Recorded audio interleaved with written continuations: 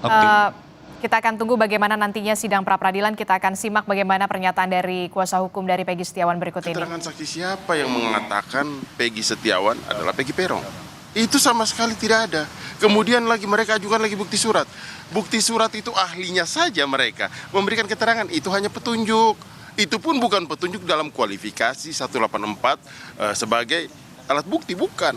Harus ada pihak penyidik harus mencari bukti yang lain.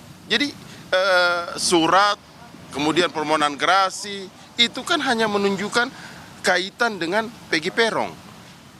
Sekarang kita mau buktikan bahwa di mana kaitannya sama Peggy Setiawan. Makanya saya menganalogikan, saya mencoba mengganti namanya. Katakanlah saya menganalogikan kemarin itu adalah Fulan bin Peron, kemudian Fulan bin Setiawan.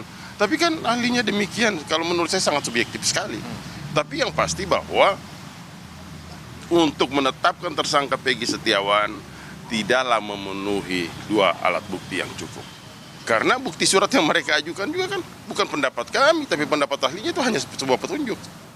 Kira-kira yang lain yang mana? Makanya terhadap permohonan kami ini, kami yakin bahwa ini sangat beralasan untuk dikabulkan oleh Hakim Tunggal. Kira-kira demikian. Hanya diserahkan saja begitu ya, Bang? Iya, diserahkan. Diserahkan saja. Bang Insang, boleh yang kemarin kan ahli pidana yang dihadirkan oleh Polda Jawa Barat ini sepertinya kurang puas dari pihak Peggy Setiawan melihatnya bagaimana? Sebenarnya bukan kurang puas, tapi kalau ahli-ahli seperti ini yang kemudian dihadirkan, ini tidak memberikan edukasi kepada publik. Karena dalam persidangan kita bukan hanya semata-mata membuktikan apa yang menjadi materi persidangan, tapi ini memberikan edukasi kepada publik. Apalagi dia hadir di dalam rangka membuktikan, kemudian selaku ahli, artinya orang yang memiliki pengetahuan terhadap hukum itu jauh atau lebih tinggi.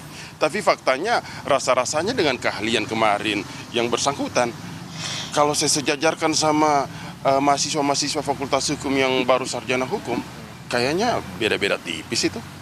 Kan begitu, ya kan? Karena kami melihat terlalu subjektif, tidak pernah mau mengeksplor. Artinya selalu ketika penasihat hukum bertanya, selalu mengatakan bahwa tadi saya sudah jawab. Padahal you menjawab yang mana? Siapa yang lu jawab? Kemudian seorang ahli itu tidak bolehlah menolak pertanyaan. Sama dia mengatakan, oh saya tidak mau menjawab karena ini hanya sebatas materi pra-peradilan. Anda itu ahli. Anda itu bukan termohon atau pemohon. Anda bukan bagian dari ini, bukan bagian dari pihak. Seharusnya Anda ahli itu adalah Anda hadir untuk memberikan pendapat Anda sesuai dengan pengetahuan Anda dalam bidang hukum. Bukan justru Anda mengatakan, ini saya nggak mau jawab karena ini hanya sebatas pra-peradilan. Oh tidak seperti demikian. Itu kan keliru itu pendapat-pendapat ahli dengan mengatakan seolah-olah dia adalah pihak.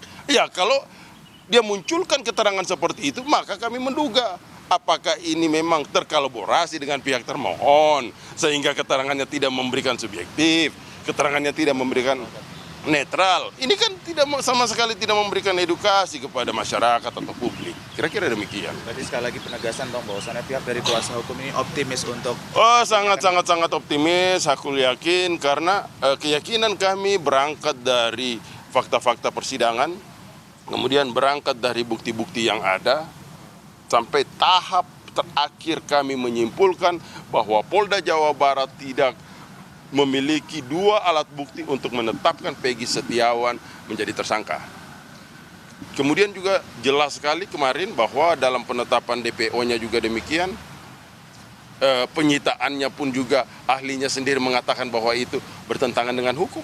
Jadi seperti apa ini? Memang sejak awal ini terlalu dicari-carikan, terlalu dicocok-cocokkan. Makanya ini kami dalam materi pra-peradilan ini sebenarnya secara substansinya adalah kita mengkoreksi kinerja kepolisian. Karena yang kami harapkan adalah aparat penegak hukum menjalankan tugas secara fairness.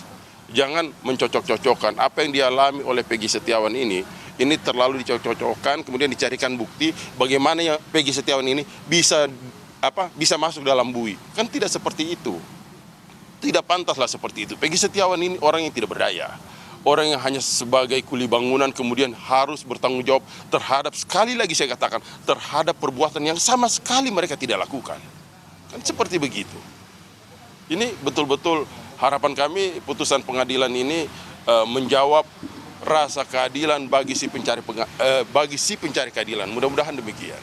Satu lagi ya, berita acara penyitaan barang itu seharusnya, berita acara penyerahan barang itu seharusnya kan motor disita. Motor itu disita tahun 2016. Tetapi berita acara penyerahan barang itu baru ada di 2024.